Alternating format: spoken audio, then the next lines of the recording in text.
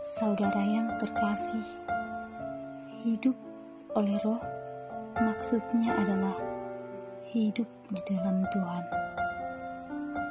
Buah Roh akan menjadi gaya hidup apabila kita mengizinkan Roh Kudus menuntun dan mempengaruhi hati dan pikiran kita, sehingga kuasa dan tabiat dosa tidak bekerja lagi dalam hidup kita. Tujuannya adalah supaya kita tidak hidup menuruti keinginan daging, sebab keinginan daging berlawanan dengan keinginan Roh, dan keduanya saling bertentangan. Seperti yang tertulis dalam Galatia 5 ayat 19 sampai ayat 21, contoh-contoh keinginan daging yaitu percabulan, kecemaran, hawa nafsu, penyembahan berhala, sihir, perseteruan, perselisihan, iri hati, amarah, kepentingan diri sendiri, percideraan, kedengkian, kemabukan, pesta pora, dan sebagainya.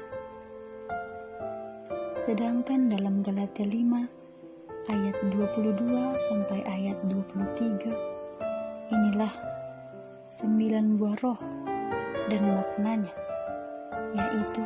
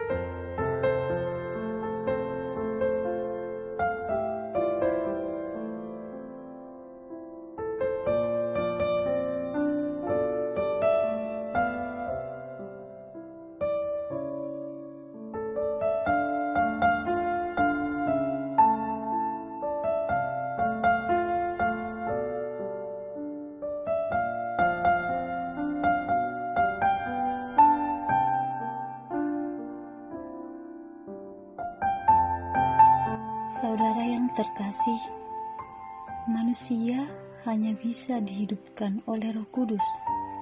Bisa kita lihat dalam Galatia 5 ayat 25. Itulah yang Roh Kudus kerjakan dalam hidup Paulus. Sebelumnya, ia seorang yang mati secara rohani. Akan tetapi, setelah ia dihidupkan oleh Roh, ia mengalami pertumbuhan secara rohani. Orang yang telah dihidupkan Roh akan menyadari bahwa hidupnya adalah milik Yesus. Dalam ayat 24, Paulus mengatakan, "Barang siapa menjadi milik Kristus Yesus, ia telah menyalibkan daging dengan segala hawa nafsu dan keinginannya." Kata menyalibkan merupakan sikap seorang percaya yang meninggalkan cara hidupnya yang lama, yaitu kedagingan tidak lagi memerintah atas hidupnya, tetapi Kristuslah yang memerintah atas kita oleh Roh-Nya. Saudara yang terkasih dalam nama Tuhan Yesus Kristus, marilah kita hidup berdasarkan kesembilan buah roh ini untuk memancarkan terang Kristus dalam kehidupan kita sehari-hari. Amin.